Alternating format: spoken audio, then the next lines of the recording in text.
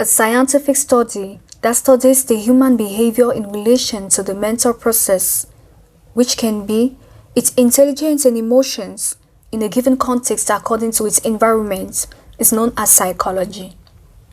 It can equally explain why people act the way they do. With these kind of professional insights, a psychologist can help people improve their decision making, stress management, and behavior based on understanding past behavior to better predict future behavior. Let's listen to the psychologist Dr. Germaine Meignier, who elaborates more on these asserts. Alors, de manière simple, la psychologie, c'est une discipline scientifique qui étudie le comportement objectivement observable en lien avec les processus mentaux que sont l'intelligence, les émotions, dans le cadre d'un environnement déterminé, c'est-à-dire qu'on étudie le comportement et les processus mentaux de l'individu en lien avec son contexte. Lequel contexte peut être religieux, lequel contexte peut être social, lequel contexte peut être culturel, lequel contexte peut être économique ou encore politique. Ce qui préoccupe le psychologue, c'est de voir comment se manifeste la psyché, c'est-à-dire l'ensemble des cognitions, l'ensemble des affects à partir desquels est donc modulé le comportement de l'individu.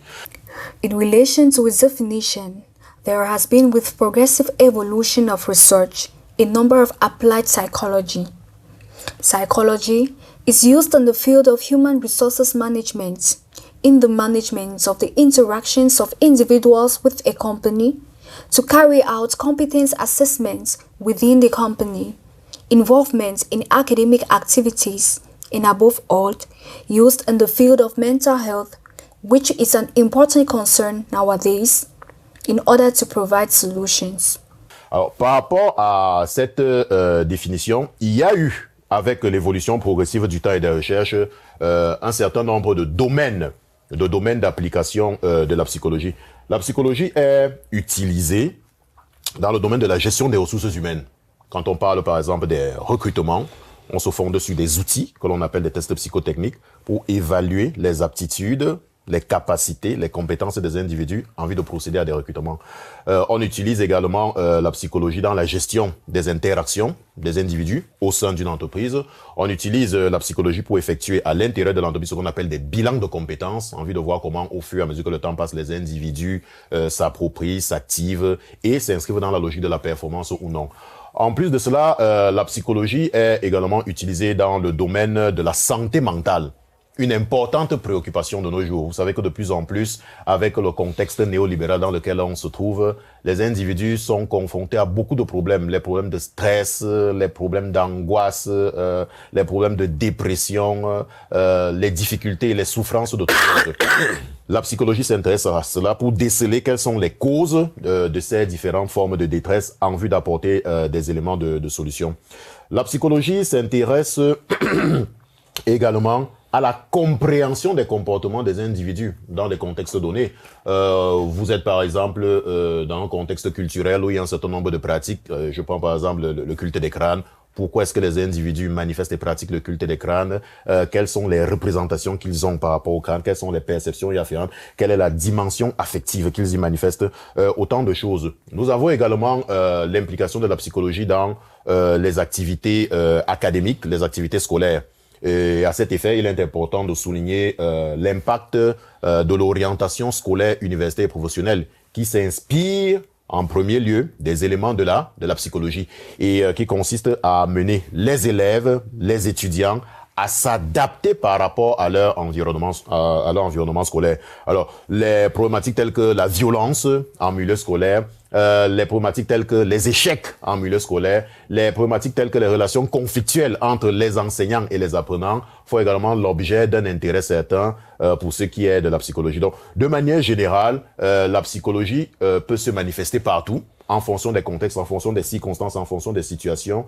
Et ce qui est important, c'est de déceler les causes des difficultés que les individus peuvent manifester, peuvent présenter. Ce qui est également important, c'est de proposer, en termes de situation améliorative, comment est-ce que la psychologie peut contribuer au changement des attitudes, des comportements? Comment est-ce que la psychologie peut contribuer à l'amélioration qualitative des situations?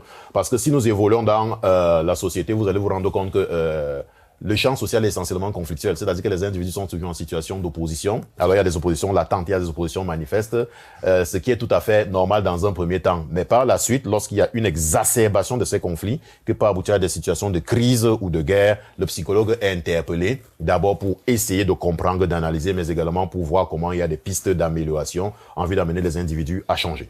Given the late birth of psychology in Cameroon, individuals do not know this discipline and tend to orientate themselves by consulting people other than psychologists.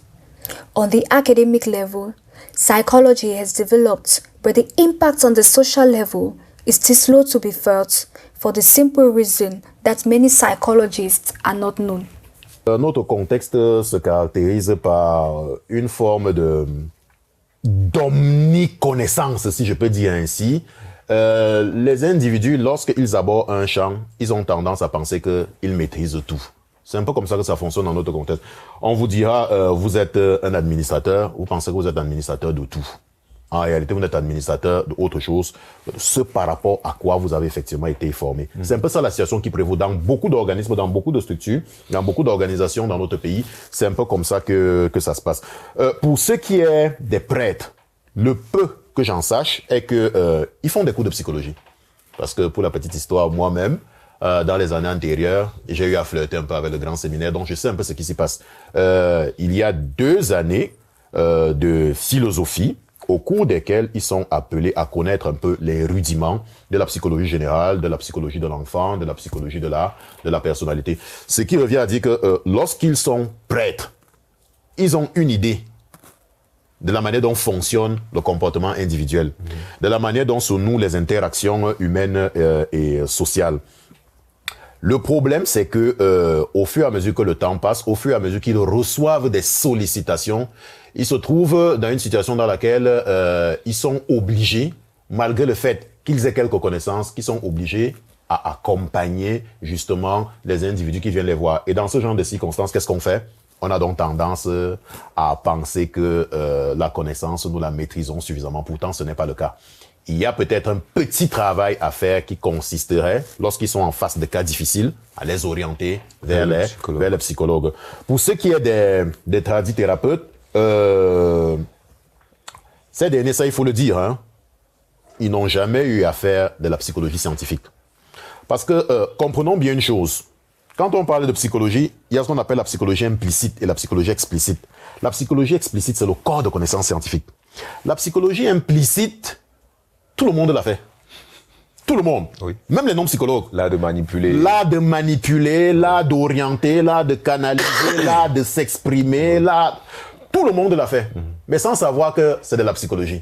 Et c'est justement dans ce créneau-là que s'inscrivent les tradithérapeutes. Parce que lorsque les individus en proie à des souffrances viennent les voir, ils ont tendance à dire c'est telle personne dans ta famille qui t'a causé tel malaise, c'est telle situation qui t'a amené à être comme ça. Ouais. C'est-à-dire qu'on imagine des causes qui généralement jouent sur les affects de l'individu. Et vous savez, quand un individu est en proie à des affects, c'est-à-dire les sentiments, les émotions, il a tendance à craquer. Il a coulé. Alors, quand on parle de la psychologie implicite, c'est un peu de ça dont il est question. Les gens ont tendance à jouer sur les affects et les émotions. Et la plupart du temps, à 90% des cas, ça marche. Ça marche. Mais dans le sens d'une manipulation peu orthodoxe, dans le sens d'une manipulation qui ne contribue pas à améliorer le comportement de l'individu, mais plutôt à l'enfoncer dans son trouble, dans sa difficulté. Why not understand the difference between a psychiatrist and a psychologist, of which a psychiatrist is a medical doctor who evaluates the mental health. Meanwhile, a psychologist works on the mental process, as Dr. Germaine Meunier recalls us. Il existe dans les hôpitaux des cabinets de psychologie en lien avec la psychiatrie, parce que on a souvent tendance à confondre la psychologie et la psychiatrie. Oui. S'il y a des éléments similaires, homogènes, il faut comprendre qu'il y a une différence par rapport à l'approche. Le psychiatre est un médecin qui à la base est un généraliste, oui, se spécialise donc en psychiatrie, oui, dans le sens d'étudier les maladies mentales. Tandis que le psychologue s'intéresse essentiellement aux processus mentaux. Et il est formé de la première à la toute dernière année, à partir de laquelle il obtient son diplôme. Many will always tend to meet people other than psychologists. It is up for psychologists to impose themselves in order to make themselves known, because psychology is a science And mastering this science leads to a change in behavior.